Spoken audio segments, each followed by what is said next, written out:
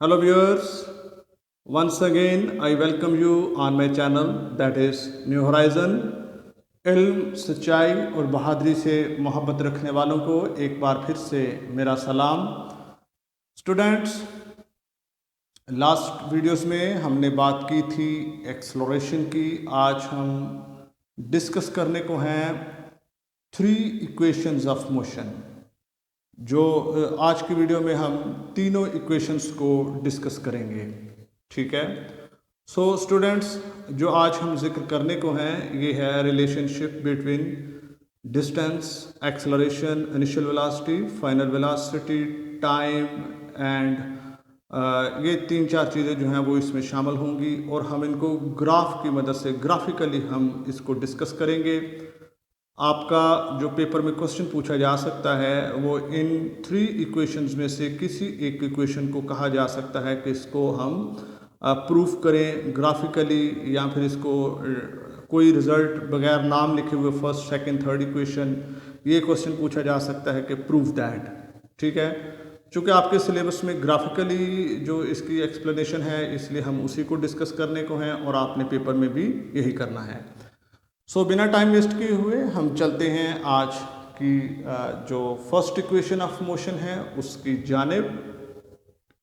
इससे पहले कि हम आगे बढ़ें, हम ग्राफ को थोड़ा सा देख लेते हैं। ग्राफ की अंडरस्टैंडिंग जो है वो हमारे पास होनी चाहिए, तब जाके हम आगे इन चीज़ों को अच्छी तरह से समझ पाएंगे, ठीक है। आपके सामने जो स्टूडेंट्स ग्राफ जो बना हुआ है, graph actually is the pictorial relationship between any two quantities।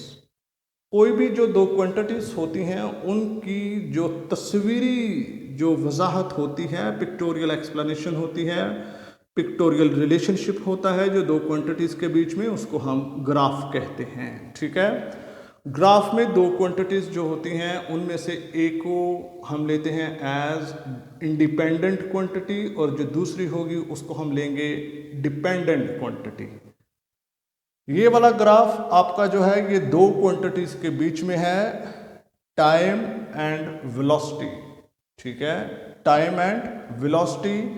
Time is an independent quantity और वेलोसिटी जो है वो डिपेंडेंट क्वांटिटी है।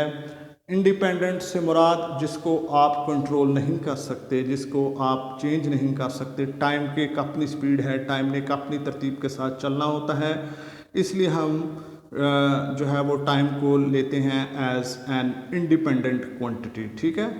ग्राफ बनाते वक्त मैं डिटेल में ग्राफ को एक्सप्लेन नहीं करने का हूँ, क्योंकि ग्राफ अपने आप के अंदर ही लेक्चर्स रखता है, ठीक है। सो एक लेक्चर में ग्राफ को एक्सप्लेन नहीं किया जा सकता, लेकिन जो ज़रूरी बातें हैं वो मैं आपको बताऊंगा, ठीक है।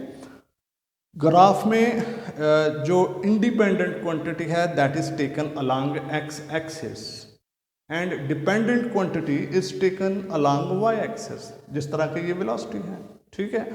सो टाइम को हमने इस लाइन के अकॉर्डिंग, इस लाइन के अलोंग जो है वो रिप्रेजेंट कर दिया और इसको हम वेलोसिटी में, यहाँ पर टाइम भी ज़ीरो होगा और यहाँ पर वेलोसिटी जो है वो भी ओरिजिन पर क्या होगी, ज़ीरो होगी। टाइम की वैल्यू बढ़ेगी तो ये इस लाइन के ऊपर इस तरह से शो होगी, वेलोसिटी इंक्रीज करेगी तो ये ऊपर की तरफ जाएगी, ठीक है। सो हम एक केस को स्टडी कर लेते हैं to derive the first equation of motion. वो क्या? Consider a body is moving with initial velocity, ठीक है। Consider a body is moving with initial velocity, after some time t its velocity becomes v f, ठीक है। इस बीच में जो है वो इसका क्या रिलेशनशिप बनेगा अभी हम देख लेते हैं। फर्स्ट कर लीजिए गाड़ी है वो मूव कर रही है विद इनिशियल वेलोसिटी और उसकी जो इनिशियल वेलोसिटी है वो वी आई है। कुछ टाइम गुजरता है, टाइम गुजरने के बाद उसकी वेलोसिटी बन जाती है वी एफ। फर्स्ट कर लीजिए वो इनिशियल वेलोसिटी यहाँ से लेकर यहाँ तक जो वेलोसिटी है वो सेम है, वो चेंज नहीं होती, इसलिए यहाँ से लेकर यहाँ तक का distance that is represented here by V I. यहाँ से और यहाँ से लेकर ये टोटल जो डिस्टेंस होगा ये वी एफ होगा। यहाँ से लेकर यहाँ तक वी आई और यहाँ से लेकर यहाँ तक का जो टोटल जो वैल्यू होगी वो क्या होगी, वी एफ होगी। ठीक है, सो यहाँ से यहाँ तक तो वेलोसिटी चेंज नहीं होती, इसलिए ये वी आई ही रहेगी। यहाँ से वेलोसिटी के अंदर चेंज आना शुरू होता है। ठीक है, तो जब चेंज आएगा तो यहाँ से वेलोसिटी ऊपर जाते जाते चेंज हो जाएगी, सेम नहीं रहेगी, वही नहीं रहेगी। यहाँ से यहाँ तक तो वही है ना, इसलिए ये सारी की सारी सेम है, लेकिन यहाँ से वेलोसिटी के अंदर चेंज आना शुरू होगा तो ये बन जाएगी, यहाँ पर पहुँचकर वी एफ हो जाएगी। ठीक है, सो चूंकि वेलोसिटी में चेंज यहाँ से यहाँ तक आया हुआ है, सो ये जो लाइन टी है ये भी आप इसी को यही समझ लीजिए, उठा के हम इसको यहाँ पर, ये चूंकि दोनों इक्वल हैं, so by figure you can understand that this line is equal to that of this.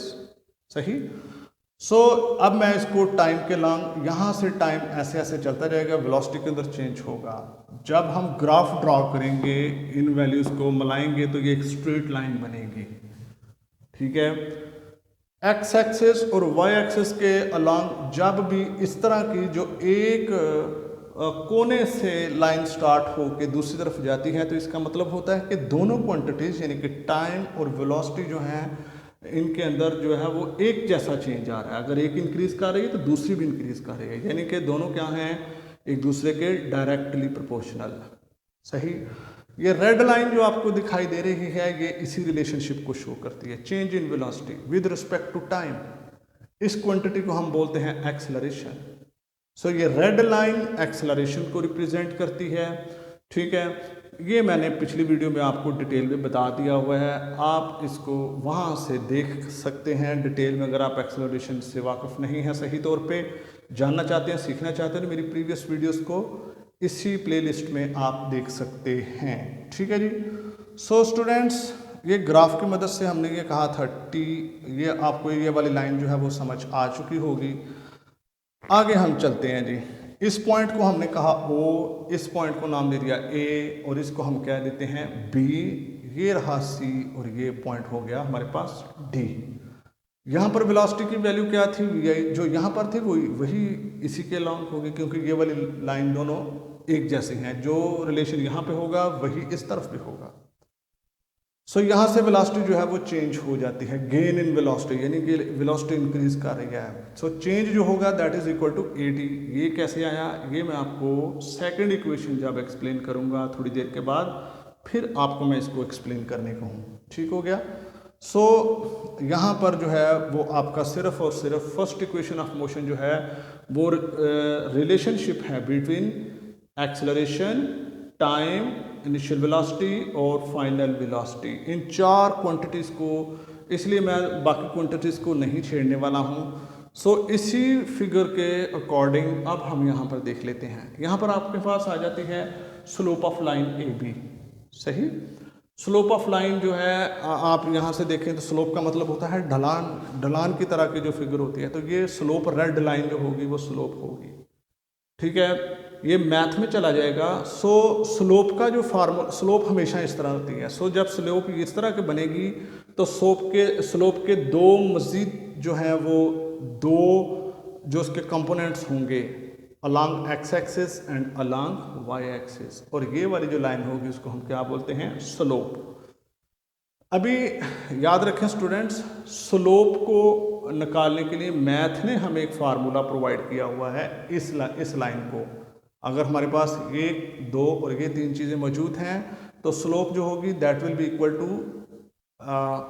y component divided by x component, that is equal to slope. इसलिए मैंने लिख दिया कि लाइन ऑफ स्लोप AB, यानी कि AB जो है वो स्लोप को रिप्रेजेंट करती है A, that is equal to BC over AC। ये देख लीजिए BC ओवर AC, मैंने अब ये बाय फार्मूला, ठीक है, फार्मूला ऑफ स्लोप जो है वो हम जानते हैं कि स्लोप किसके इक्वल होती है, y component divided by x component. ठीक है जी, y ओवर x। तो यहाँ पर y जो है वो BC को और x जो है वो AC को रिप्रेजेंट करता है। ये हमने, आप परेशान नहीं होना कि ये कहाँ से उड़ के बीच में आ गई, भाई ये स्लोप का फार्मूला है। ठीक है, फार्मूला को हमने यहाँ पर अप्लाई किया है इस फिगर पर। ठीक है जी। ये फिगर आपकी बुक पर भी मौजूद है, अगर आपको यहाँ से दिखने में वैसे मुझे पता है कि आपको ठीक नज़र आ रहा होगा। लैंडस्केप पे जो है वो मेरी वीडियोस को देखा कीजिए, वाइट बोर्ड पीछे जो है वो मैंने उस तरह से सेटिंग की होती है लैंडस्केप के अकॉर्डिंग। सही, चलें जी। यही जो रिलेशनशिप है बी सी ओवर ए सी को मैं लिख देता हूँ b d minus c D. ये किस तरह लिखा, b d minus c d, यानी कि ये पूरी लेंथ जो है वो क्या बनी, बी डी। इसमें से हम ये वाली लेंथ यानी कि सी डी को माइनस कर देंगे तो पीछे ये वाली बच जाएगी, ठीक है, वही वाली। तो b d minus c D that is equal to b c. और ए सी जो है वो ओ डी के इक्वल भी है, ए सी। आप देख सकते हैं डायग्राम से ये वाली लाइन और ये लाइन इक्वल है, इसलिए मैंने ए सी की जगह पे क्या लिख दिया, o d. Am I clear? I hope कि आप मेरे साथ ही हैं और आपको समझ आ रही है। ओ डी को मैंने यहाँ पे, अभी हम यहाँ पे देख लेते हैं जो है हमारे पास B D is equal to we F और C D is equal to we I. कैसे? ये है बी डी जो है वो है किसके इक्वल, वी एफ। मैंने आपको कहा था ना यहाँ से लेकर यहाँ तक जो वैल्यू होगी that is v f, velocity में चेंज। बी डी ये इसके इक्वल हो गया, और आगे जो सी डी है that is equal to we i A, क्योंकि ये वाली line by graph by figure you can see that this line is equal to that of this. सही। सो हम क्या करते हैं, इसको हम C D that is equal to we i, और ओ डी जो है ये टाइम को रिप्रेजेंट करता है, वो हमने पहले जान रखा है जब हमने इक्वेशन को स्टार्ट किया था। ठीक हो गया जी। सो ये वैल्यूज मैं इसमें पुट कर दूंगा। ए यहीं पर रहेगा, v f minus v i divided by t. T इधर इक्वालिटी के इस पार जो है वो डिवाइड कर रहा है, उधर जाके ये मल्टीप्लाई करेगा। ठीक हो गया। A t is equal to we f minus v i. दोनों आगे जो है वो क्या करते हैं स्टूडेंट्स, दोनों की जो वैल्यू है या दोनों जो हमारे पास इनको रीअरेंज कर दीजिएगा तो ये बन जाएगा v f is equal to we i plus a t. आज की वीडियो में हम बाकी सेकंड और थर्ड इक्वेशन को भी हम सॉल्व करेंगे। ये था हमारे बाकी जो ग्राफ के पार्ट्स हैं वो मैं जब इनको एक्सप्लेन करता हूँ थोड़ी देर में, तो फिर आपको एक्सप्लेन करूँगा कि एरियाज क्यों लिखे हुए हैं, ये क्या होता है। इस इक्वेशन के लिए जो एक्सप्लेन करना ज़रूरी था वो यही था। सो क्वेश्चन पूछा जाएगा, ये लिख दिया जाएगा प्रूव दैट या फिर prove that second equation s is equal to we i t. Students video के लास्ट तक बने रहिए, मैं आज इस चैप्टर को खुदा के फजल से ख़त्म करने को हूँ। ठीक है, अगली वीडियो जो होगी उसमें हम न्यूमेरिकल सॉल्व करेंगे। तो ये थी हमारे पास फर्स्ट इक्वेशन, इस रिलेशनशिप को हम बोलते हैं first equation of motion. Okay student, next हमारे पास है इक्वेशन नंबर 2, जिसको हम सेकंड इक्वेशन ऑफ मोशन के नाम से भी याद करते हैं। स्टूडेंट्स हमारे पास जो सेकंड इक्वेशन ऑफ मोशन है, this is the relationship between initial velocity, time, acceleration and distance. First equation जो थी उसमें टाइम का जिक्र नहीं था, इसमें वी एफ का जिक्र नहीं है। ठीक हो गया। सो अभी हम बात कर लेते हैं यहाँ पर जो डायग्राम है, कौन सी लाइन किसको रिप्रेजेंट करती है, ये कुछ देर पहले मैं एक्सप्लेन कर चुका हूँ। सो अब नहीं, अब जो नई क्वांटिटी आ रही है दैट इज़ द डिस्टेंस। सो अब हम डिस्टेंस की बात करेंगे। पूरे जो फिगर का ये वाला जो डॉटेड एरिया है, ये इसका डिस्टेंस जो है उसको ज़ाहिर करता है। सो हम ये वाला एरिया फाइंड कर लेंगे, तो मतलब हम क्या कर लेंगे, total distance travelled by the object we will find. Okay, so ये एरिया जो है this is of 2 types. Number 1 rectangular area, और यहाँ पर राइट एंगल ट्राइंगुलर एरिया। जी इसके ऊपर रेक्टेंगल का जो फार्मूला है वो एरिया होता है लेंथ इंटू विड्थ। ओके, ये जो रेक्टेंगल है इसका जो एरिया होगा that is equal to length into width, but it will be divided by 1/2। क्यों? लेंथ इंटू विड्थ जो है, विड्थ ये वाली है, लेंथ ये टाइम है, इसलिए ये रेक्टेंगल का एरिया है। लेकिन चूंकि राइट एंगल जो है वो रेक्टेंगल को 2 पार्ट्स में डिवाइड करती है, इसलिए हम रेक्टेंगल के एरिया को भी 2 पार्ट डिवाइड कर देंगे, तो वो राइट एंगल ट्राइंगल का एरिया निकल आएगा। आपका कॉन्सेप्ट क्लियर होगा यकीनन एरिया से रिलेटेड। ट्राइंगुलर एरिया और रेक्टेंगुलर जो एरियाज होते हैं उनको हम किस तरह से फाइंड आउट करते हैं। सो अभी हम बात कर लेते हैं इसकी। अगर हम total find, consider a body is moving with initial velocity v i with acceleration a, after some time t, its velocity changes to vf and distance traveled by the object is ये total distance। ये जो मैंने wording बोली है ये आपकी book पर भी मौजूद है, आपने भी वो लिखनी है। Rectangular area plus triangular area. Rectangular area जो होगा, रेक्टेंगल जो बनती है ओ ए सी डी, ये बनेगा O A length into C D width, ठीक है। ये जो हमारे पास है एक्चुअली ओ ए जो है इधर आना चाहिए, ओ ए को आना चाहिए टी की जगह पर और इधर आना चाहिए वी आई। एक्चुअली मल्टीप्लाई हो रही है, आगे पीछे हो जाए तो कोई मसला नहीं है, परेशान नहीं है आपने होना। ये हमारे पास इस तरह से रेक्टेंगुलर एरिया ये होगा। आ गया जो तेरी area of right angle triangle a b c, तो वो ए सी इंटू बी सी, सही है। ये देख लीजिए ए सी ये इंटू बी सी, यानी कि ये वाला जो हाइट और ये इसकी जो विड्थ है, इस दोनों को मल्टीप्लाई कर देंगे तो एरिया 1/2 डिवाइड कर देंगे तो वो राइट एंगल ट्राइंगल का एरिया बन जाएगा। वैल्यूज पुट कर दी। ए सी आप फिगर से देख सकते हैं, that is equal to t, और B C is equal to a t, जो कि ए है, ठीक हो गया। इन दोनों वैल्यूज को हम फर्स्ट इक्वेशन जो ऊपर ये वाली इक्वेशन बनी है इसके अंदर हम इनको पुट करेंगे। जब पुट करते हैं तो फिर देखते हैं क्या बनता है जी। सो हमारे पास स्टूडेंट्स यहाँ पर चलिए तो बन जाता है टोटल डिस्टेंस एस, ठीक है। राइट रेक्टेंगुलर एरिया का जो डिस्टेंस होगा v i into t, right angle triangle का एरिया जो होगा that is 1/2 t into a t. इनको आप इसको मल्टीप्लाई करेंगे तो वी आई टी प्लस यही रहेगा, ये आपस में मल्टीप्लाई क्वांटिटीज हो जाएंगी, 1/2 ये मल्टीप्लाई होगा तो ए टी स्क्वायर। सो ये जो नीचे रिलेशनशिप बनी है इसको हम नाम देते हैं सेकंड इक्वेशन ऑफ मोशन, ठीक है जी। So second equation of motion जो होगी वो क्या होगी, s is equal to we i t plus half a t square.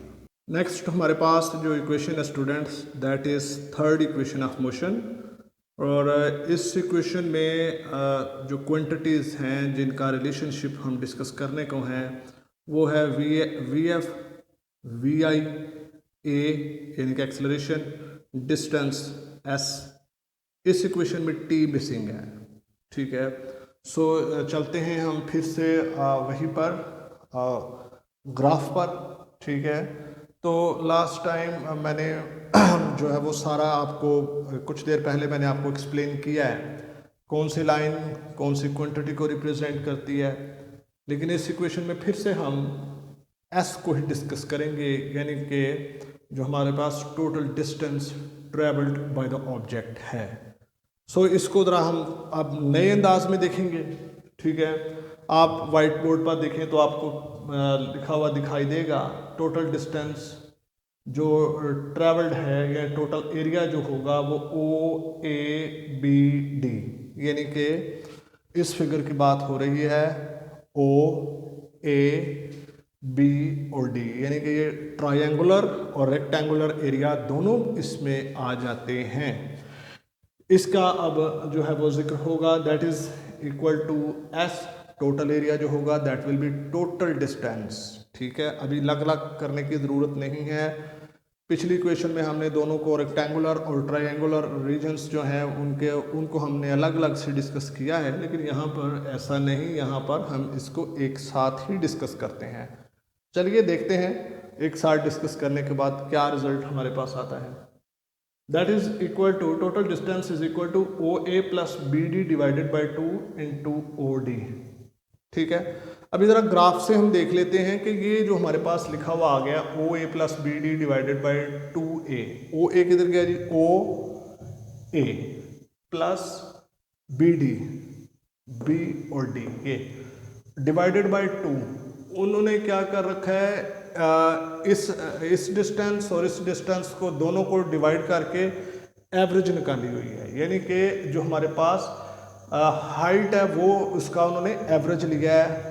ये आगे जो उसके पास एरिया का फार्मूला हमें पता है लेंथ इनटू विड्थ होती है। सो ये हमारे पास आप इसको लेंथ कह लीजिए, विड्थ कह लीजिए, जो आपका दिल करता है, नो प्रॉब्लम।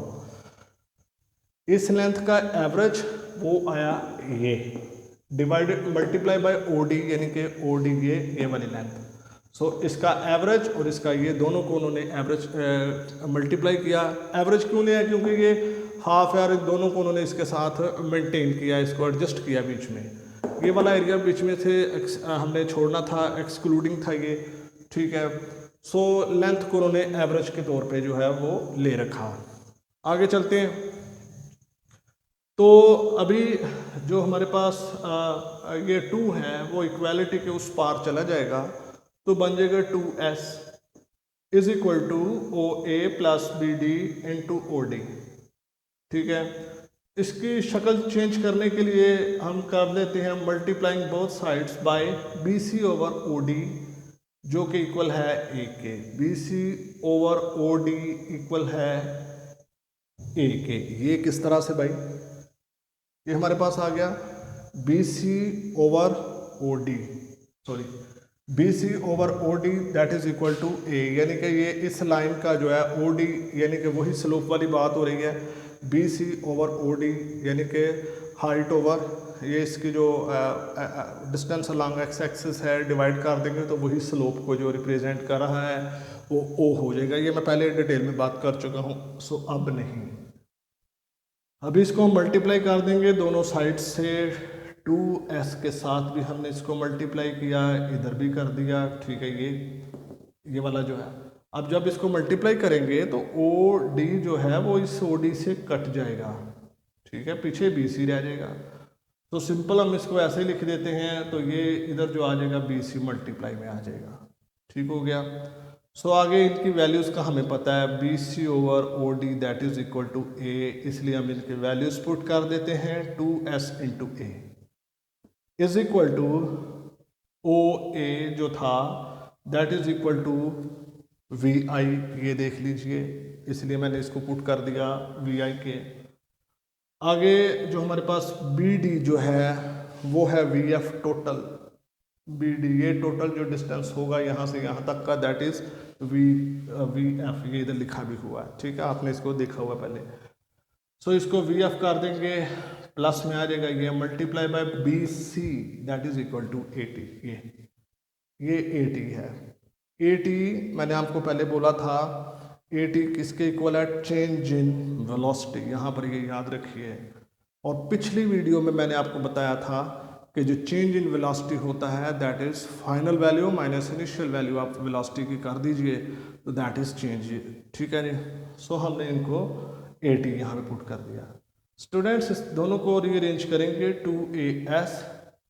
अच्छा, इधर वी आई था, चूँकि दोनों क्वांटिटीज़ प्लस हो रही हैं, आप जिसको मर्ज़ी पहले लिखते हैं, प्लस में मल्टीप्लिकेशन में आप इनको चेंज कर लें, इनकी वैल्यूज़ तो फ़र्क नहीं पड़ेगा, ठीक है। सो मैंने वी एफ को पहले लिख दिया प्लस वी आई, क्यों लिखा है अभी कुछ देर के बाद बताता हूँ।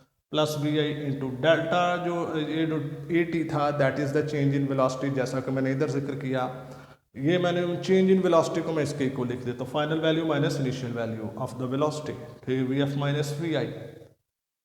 अभी मैंने इसको पहले क्यों लिखा था? ताकि ये इसका प्रॉपर एक फार्मूला की शक्ल में हमारे सामने आ जाए। आपने फार्मूला तो पढ़ा होगा, a plus b into a minus b is equal to a square minus b square. मैं मैथ की बात कर रहा हूँ, डिफरेंस ऑफ टू स्क्वायर्स, ये वही फार्मूला इसके ऊपर लगेगा। A plus b into a minus b that is equal to a square minus b square, और ये वाली साइड इसी तरह रहेगी 2as। So third equation of motion जो हमारे पास आएगी that is 2as is equal to we f plus v f square minus v i square. Okay, तो स्टूडेंट्स फर्स्ट इक्वेशन जो थी, अगर आप भूले नहीं हैं, तो v f is equal to we i plus 80, उसमें जो है वो डिस्टेंस मिसिंग है। सेकेंड इक्वेशन जो आती है that is s is equal to we i t plus half a t square, इसमें वी एफ मिसिंग है। थर्ड इक्वेशन जो होगी that is 2as is equal to we f square minus v i square, और इसमें time missing है। सो अभी in relationships को आप मैकेनिक्स में मूविंग ऑब्जेक्ट्स को डिस्कस करने के लिए या उनके जो डिफरेंट केसेस हैं उनको स्टडी करने के लिए, वैल्यूज़ को फाइंड करने के लिए हम ये इक्वेशंस यूज़ कर सकते हैं। मज़ीद इसकी जो होगी एक्सप्लेनेशन या इसको किस तरह यूज़ करते हैं वो मैं अगली वीडियो में बताऊंगा। अगली वीडियो में मैं आपके साथ डिस्कस करने वाला हूँ न्यूमेरिकल्स। इस चैप्टर में हम न्यूमेरिकल्स जो हैं वो हम अगले वीडियो में हम डिस्कस करेंगे। ओके स्टूडेंट्स, नेक्स्ट आगे हम बात करेंगे motion of free falling objects.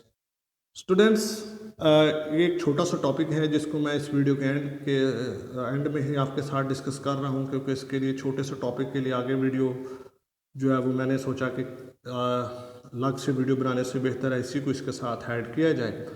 So students, 3 equations of motions को हम डिस्कस कर चुके हैं। अभी जो हमारे पास है that is motion of free falling objects. Free falling objects जो हैं, इससे मुराद ये है कि स्टूडेंट्स जब हम किसी हाइट से ऑब्जेक्ट को छोड़ते हैं तो वो फ्रीली मूव करता है downward under the influence of gravity. ठीक है, और इसको एक साइंटिस्ट है गैलीलियो जो था, इसने जो मशहूर पीसा टावर है, ठीक है, इसके ऊपर इसने फ्री फॉलिंग ऑब्जेक्ट्स जो हैं इनकी मोशन को उसने स्टडी किया। उसने ये किया कि उसने मैनी टाइम्स डिफरेंट मासेस जो थे उनके ऑब्जेक्ट्स को उसने नीचे फेंका और उसने नोटिस किया कि चाहे वो मैस कम हो चाहे ज़्यादा हो, बॉडी सेम टाइप पर जो है सेम टाइमिंग के साथ नीचे आती है। ठीक है, सो स्टूडेंट्स, आप परेशान हो रहे होंगे कि इस तरह तो मुमकिन नहीं है, जैसे कि पत्थर फेंके तो वो जल्दी नीचे चला जाता है, कागज़ का पीस फेंके तो वो तो आस्ता जाएगा। नहीं, ये जो गैलीलियो था उसके अकॉर्डिंग दोनों सेम टाइम लेंगे। फ़र्क सिर्फ इतना है कि एयर रेजिस्टेंस जो है वो पेपर को ज़्यादा फेस करनी पड़ती है, उसका वॉल्यूम ज़्यादा होता है, या फिर आप ठीक है उसको एयर रेजिस्टेंस जो है वो ज़्यादा फेस करनी पड़ती है, मैस कम होता है इसलिए वो जिग जैग मूव करता हुआ नीचे जाएगा। लेकिन जब हम इन चीज़ों को स्टडी करते हैं तो एयर रेजिस्टेंस को हम निगलेक्ट कर देते हैं। जब एयर रेजिस्टेंस को हम रिमूव कर देंगे तो दोनों बॉडीज सेम टाइम पर नीचे जाएंगी। ठीक है, सो उसने जो रिज़ल्ट लिया उसने ये बोला कि जो वेलोसिटी में जो चेंज आता है वो सेम आता है, एक जैसा रहता है, यानी कि एक्सेलरेशन जो है वो सेम होगा। फ्री फॉलिंग बॉडी का एक्सेलरेशन जो है वो स्टूडेंट्स क्या होगा, सेम होगा। ये उसके अकॉर्डिंग था और उसने उस एक्सेलरेशन को नाम दिया ग्रेविटेशनल एक्सेलरेशन, जिसको डिनोट किया जाता है जी से, स्मॉल जी। ठीक है, इधर लिख लेते हैं, और इसकी जो वैल्यू है दैट इज 10 मीटर पर सेकेंड स्क्वायर। ये exact value 9.8 metre per second square है, लेकिन इसको हम सहूलत के लिए जो है वो convenience, for the purpose of convenience we use the 10 metre per second square. Okay, तो स्टूडेंट्स, अगर जो अलॉन्ग एक्स एक्सिस मूव करते हुए एक्सेलरेशन ए था, सो अभी वर्टिकली जो मूवमेंट है उसमें एक्सेलरेशन को हम डिनोट करेंगे स्मॉल जी से। ठीक है, और इसकी वैल्यू आपको ज़ुबानी आनी चाहिए। अगर ग्रेविटेशनल एक्सेलरेशन को जी से रिप्रेजेंट करेंगे तो अब डिस्टेंस भी चेंज होएगा, distance will also be replaced from these equations by H. ठीक है, तो इन इक्वेशंस की थोड़ी सी अब शक्ल भी चेंज हो जाएगी, ये भी यूज़ होंगे लेकिन ये भी। तो इसका पहले इसको हम ख़त्म कर लेते हैं ग्रेविटेशनल एक्सेलरेशन को। स्टूडेंट्स, जब हम किसी बॉडी को ऊपर से नीचे फेंकते हैं तो इसकी इनिशियल वेलोसिटी 0 होगी, आहिस्ता आहिस्ता इसकी वेलोसिटी बढ़ती है, जो ही ये ज़मीन को टच करता है तो इसकी वेलोसिटी, फाइनल वेलोसिटी जो होती है दैट इज़ मैक्सिमम। ऊपर से बॉडी को नीचे जाते हुए जो इनिशियल वेलोसिटी होगी वो 0 होगी, और जो just before touching the ground the velocity of the object will be maximum vf। Okay, so acceleration चूँकि वेलोसिटी इंक्रीज कर रही है 0 से बढ़ते बढ़ते, so there is a positive change in the velocity, so the value of g will be taken as positive 10 metre per second square. लेकिन अगर हम इस बॉडी को ऊपर की तरफ फेंकते हैं तो आप बॉल करिए ना इसका एक्सपेरिमेंट, आप किसी खुली जगह पे जाके एक बॉल को आप ऊपर फेंके तो आप नोट करेंगे कि बॉल आहिस्ता आहिस्ता जो है वो अपवर्ड मूव करता है और इसकी वेलोसिटी डिक्रीज होती है। सो वेलोसिटी जब डिक्रीज होगी, ठीक है, इसका मतलब ये है कि there is a negative change in acceleration. अगर आप इसको मज़ीद डिटेल में सीखना चाहते हैं तो मेरी प्रीवियस वीडियो जो एक्सेलरेशन से रिलेटेड है आप इसको देख लीजिए, मैंने उसमें बहुत डिटेल से इसके ऊपर बात की हुई है। So value of the g will be negative when the body moves from bottom to top, ठीक है, नीचे से ऊपर की तरफ जब बॉडी मूव करती है तब एक्सेलरेशन नेगेटिव होगा, जब ऊपर से नीचे की तरफ फ्री फॉल करेगी एक्सेलरेशन विल बी पॉजिटिव। क्यों होता है ये मैं आपको बता चुका हूँ, ठीक हो गया। उसके बाद हम आगे चलते हैं। ये तो अब आपने इसको याद रखना है। फिर अगर जो नेक्स्ट पॉइंट है वो ये है, अगर इस पॉइंट से मैं किसी बॉल को जब मैं ऊपर फेंकता हूँ तो ऊपर फेंकते वक्त उसकी इनिशियल वेलोसिटी वो होगी जिस वेलोसिटी से हमने उसको ऊपर फेंका है, और ऊपर जाते हुए फाइनल वेलोसिटी ज़ीरो होगी। जब ऊपर से नीचे आएगा तब इनिशियल वेलोसिटी ज़ीरो होगी, ठीक है। मैं उम्मीद करता हूँ आपको मेरी बात की समझ आ चुकी है। इसके बाद आगे हम चलें अगर, तो जब एक बॉडी जितना अपने हाईएस्ट पॉइंट तक पहुँचने में टाइम लेती है उतना ही वो उधर से नीचे आने में टाइम लेती है। So time for going upward is equal to the time for going downward, ठीक है। दोनों टाइम जितना आने में ऊपर जाने में जितना टाइम लेगी बॉडी उतना ही वो नीचे आने में टाइम। ये 2-3 पॉइंट्स थे, ये आप लोगों ने याद रखने हैं। सो इनकी अभी क्वेश्चंस की बात कर लेते हैं। अगर हम इसको ग्रेविटेशनल एक्सेलरेशन के अकॉर्डिंग या फ्री फॉलिंग बॉडीज के ऊपर इनको हम डिस्कस करें तो ये इक्वेशन बन जाएंगी v f is equal to we i plus g t. अगर ये अपवर्ड जा रहा है देन प्लस जी टी, अगर ये नीचे आएगा then it will be taken as negative G T, क्योंकि जी की वैल्यू नेगेटिव हो जाएगी। जो सेकंड इक्वेशन है वो बन जाएगी h is equal to we i t plus 1/2 g t square. वही बात है, ऊपर जाते हुए पॉजिटिव, नीचे आते हुए यहाँ पे नेगेटिव हो जाएगा। यहाँ पे आ जाएंगे तो ये बन जाएगा 2GH इज इक्वल टू, ये ऐसे ही रहेगा, v f square minus v i square, ठीक है। तो इनको आप चेंज कर लीजिए, एस को ही आपने रिप्लेस करना है, S will be replaced by H. So students, video यकीनन लंबी हो गई है, मैं इसके लिए माजरत चाहता हूँ, ठीक है। मैं उम्मीद करता हूँ कि आपको इन चीज़ों की समझ आ चुकी होगी। पसीना भी आपको मेरे फेस पे नज़र आ रहा है, ताकि आपको साउंड क्वालिटी, मैंने पंखा जो है वो ऑफ़ किया हुआ है ताकि साउंड क्वालिटी के साथ समझौता ना हो, आपको सुनने में प्रॉब्लम ना हो, ठीक है। सो इसकी एक कीमत है, वीडियो को पूरा देखिए, और अगर आपको ये पसीने की कोई थोड़ी बहुत कदर है तो वीडियो को लाइक कीजिए। अब वो लाइक कैसे करेंगे, वीडियो के नीचे जो है वो ब्लैक कलर का ये अंगूठे का निशान आपको नज़र आ रहा होगा लेफ़्ट साइड पर, उसको आप दबा देंगे तो मेरी वीडियो लाइक हो जाएगी। आप दबाएंगे तो वो ब्लू कलर में आ जाएगा, ब्लू कलर में आएगा तो मेरी वीडियो लाइक हो जाएगी। ये उस पसीने की कीमत है, वीडियो की नहीं, नॉलेज की नहीं। नॉलेज बहुत महंगा है, सिर्फ पसीने की ये जो है वो कीमत है। सो मैं उम्मीद करता हूँ कि आप इसकी कीमत ज़रूर पे करेंगे। पहली दफ़ा आए हैं, कंटेंट अच्छा लगा, प्लीज़ चैनल को सब्सक्राइब कीजिए, बेल आइकन क्लिक कीजिए, ताकि नेक्स्ट टाइम फुल बुक की जो वीडियोस हैं मैं आपको 1 बाय 1 आपको सेंड करता रहूं। वीडियोस अच्छी लग रही हैं लाइक कीजिए, कुछ कहना चाहते हैं कमेंट्स कीजिए, ज़्यादा अच्छी लग रही है तो अपने क्लासमेट्स के साथ, रिलेटिव्स में अगर कोई स्टूडेंट है तो उसके साथ ही मेरी वीडियोस को शेयर कीजिए, अगर ये वाकई में आपकी हेल्प कर रही हैं तो, अदरवाइज़ नहीं, ठीक है। Thank you for watching, keep learning, keep marching, may God bless you.